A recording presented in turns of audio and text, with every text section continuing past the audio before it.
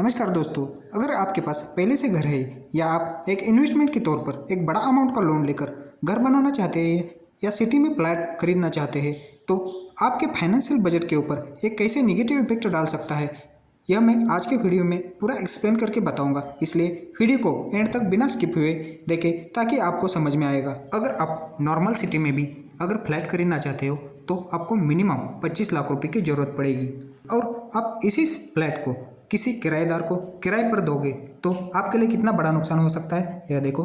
आपने बनाए हुए घर का या फ्लैट का ज़्यादा से ज़्यादा 10 से 12 हज़ार तक का रेंट आएगा। 10 से 12 हज़ार के रेंट के लिए आप बैंक से लगभग 25 लाख का लोन लोगे तो आने वाले 15 से 20 साल तक आपको लोन का ईएमआई भरना पड़ेगा। इसके लिए आपकी पूरी ज़िंदगी भागदौड़ में चली जाएगी। आप न चाहते हुए भी आने वाले 20 साल तक लोन का ईएमआई हर हाल में भरना ही पड़ेगा, चाहे आपके पास पैसा हो या ना हो। लोन का प्रीमियम तो देना ही पड़ेगा। आपको ज़्यादा से ज़्यादा 10 से 12 हज़ार का किराया मिलेगा और ईएमआई का रेट लगभग 20 से 22 हज़ार तक का होगा। इसके कारण आपके जेब से 12 हज़ार हर महीने कटता रहेगा।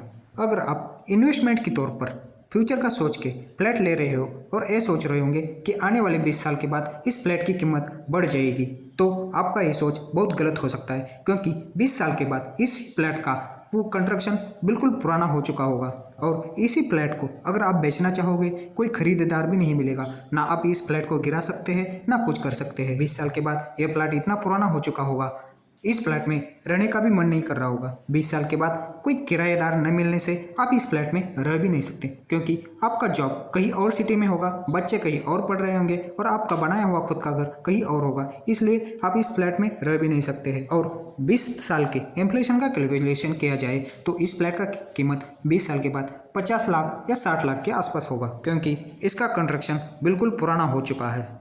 आप अगर 25 लाख का लोन लेते हो तो आने वाले 20 साल के लिए आपको लोन का कितना प्रीमियम देना पड़ेगा ये देखो। अगर इंटरेस्ट रेट 8.5% है तो 20 साल में आपको लगभग इंटरेस्ट 27 लाख रुपीज़ देना पड़ेगा और लोन का 25 लाख, यानी कि 20 साल में आपकी जेब से लगभग 52 लाख रुपीज़ कटेगा। अगर आपने फ्लैट की कीमत 20 साल के बाद बढ़ेगी यह सोचकर फ्लैट लिया होगा तो की कीमत ज़्यादा से ज़्यादा 60 लाख तक होगा और आपकी जेब से भी लगभग उतने ही पैसे कट रहे हैं। और ऊपर से फ्लैट का कंस्ट्रक्शन भी बिल्कुल पुराना हो चुका है।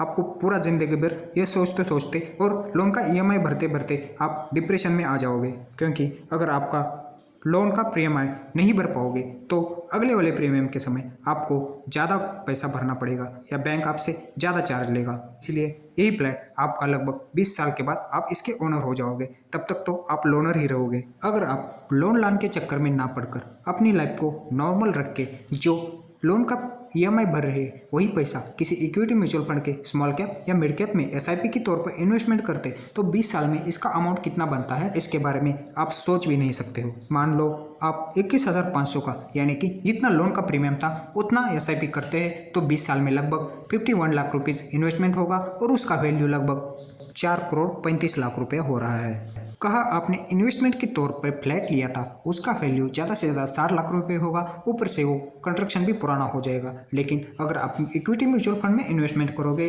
तो उसी पैसे का लगभग 4 करोड़ बन रहा है और फ्लैट में इन्वेस्टमेंट करके आपका सिर्फ 60 लाख रुपए मिल रहा है। ऊपर से लोन का ईएमआई भरते भरते आपका पूरा जिंदगी भागदौड़ में निकल जाएगा और ऊपर से आप डिप्रेशन में आ जाओगे, क्योंकि आपने जो लोन लिया था उसका प्रीमियम बैंक आपसे जबरदस्ती कलेक्ट करता रहेगा। आप कुछ नहीं कर सकते जब तक आपका लोन नील हो जाएगा। लेकिन अगर आप एसआईपी में इन्वेस्टमेंट करते हो तो आपके पास किसी महीने में पैसा नहीं होगा, उस समय आप एसआईपी के स्टॉप भी कर सकते हो और जब आपको इमरजेंसी में ज़्यादा पैसे की ज़रूरत होगी तब आप एसआईपी से पैसा निकाल भी सकते हो। इसलिए जो सैलरीड पीपल है उन्होंने लोन के चक्कर में पड़ना ही बेकार है। 20 साल में लगभग आपका जॉब भी आधा खत्म हो गया होगा और आपके पास एक फ्लैट के अलावा कोई इन्वेस्टमेंट नहीं होगा। अगर आप एसआईपी में इन्वेस्टमेंट करते हो तो 20 साल में आपके पास लगभग 4.5 करोड़ का कॉर्पस बन रहा है। उसमें से आप घर खरीद सकते हो, कार खरीद सकते हो, अपने लिए खर्चा कर सकते हो। इसलिए आपको जैसे ही जॉब लगता है आप पहले इन्वेस्टमेंट करो, लोन लान के चक्कर में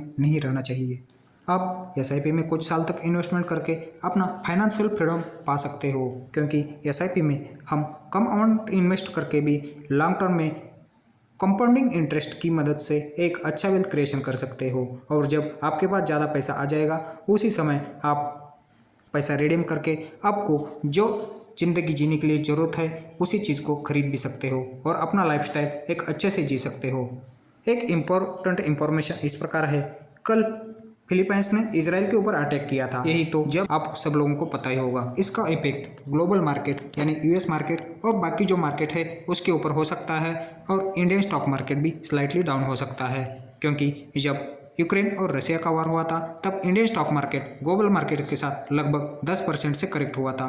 अगर आप जिस समय मार्केट डाउन हुआ है उस समय इन्वेस्टमेंट करते हैं तो लॉन्ग टर्म में इसका बहुत ज़्यादा फायदा आपको मिल सकता है। इसीलिए मार्केट डाउन होते ही आप म्यूचुअल फंड या स्टॉक्स में थोड़ा बहुत लमसम अमाउंट इन्वेस्टमेंट कर सकते हैं, क्योंकि अगर मार्केट डाउन होता है उसका इफेक्ट म्यूचुअल फंड एनएयू के ऊपर भी हो सकता है। इसलिए आपको कम अमाउंट में ज़्यादा यूनिट्स मिल सकते हैं और जैसे ही मार्केट दोबारा बुल रन करता है तब यूनिट की प्राइस बढ़ने लगती है। इसका फ़ायदा आपको मिल सकता है।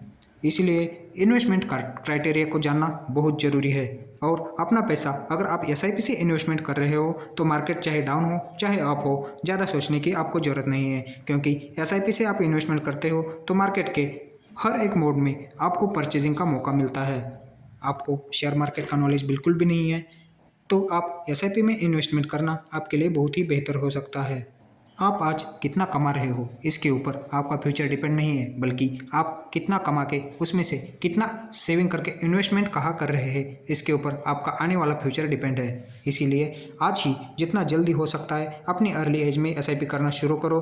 अगर वीडियो अच्छा लगा तो लाइक करो। और एक इम्पॉर्टेंट बात मैंने थंबनेल में बताया था, अगर आप लोन की जगह म्यूचुअल फंड में एसआईपी करते हो तो आपका घर फ्री में बन सकता है। जानो, आपने जो लोन लेकर इन्वेस्टमेंट के तौर पर फ्लैट लिया था या किसी और जगह पे इन्वेस्टमेंट किया था, उसका वैल्यू 60 लाख 70 लाख ज़्यादा से ज़्यादा 1 या 1.5 करोड़ होगा, लेकिन आप जो एसआईपी में इन्वेस्टमेंट किया था उसका वैल्यू 4.5 करोड़ के आसपास हो रहा है। एसआईपी से आपको बाकी इन्वेस्टमेंट से लगभग 3 करोड़ ज़्यादा मिल रहा है। इसीलिए थंबनेल में लिखा हुआ था, अगर आप लोन की जगह एसआईपी करते हो तो आपका घर फ्री में बनेगा। मेरे आने वाले वीडियो में मैं आप लोगों को न्यू इन्वेस्टर के लिए कौन से म्यूचुअल फंड अच्छे हो सकते हैं और कम रिस्क के साथ कौन से म्यूचुअल फंड अच्छा रिटर्न दे सकते हैं यह बताऊंगा। अगर आपको ऐसी फाइनेंशियल टिप्स के बारे में जानना है तो चैनल को सब्सक्राइब करना मत भूलें और अपने दोस्तों के साथ शेयर करें। धन्यवाद।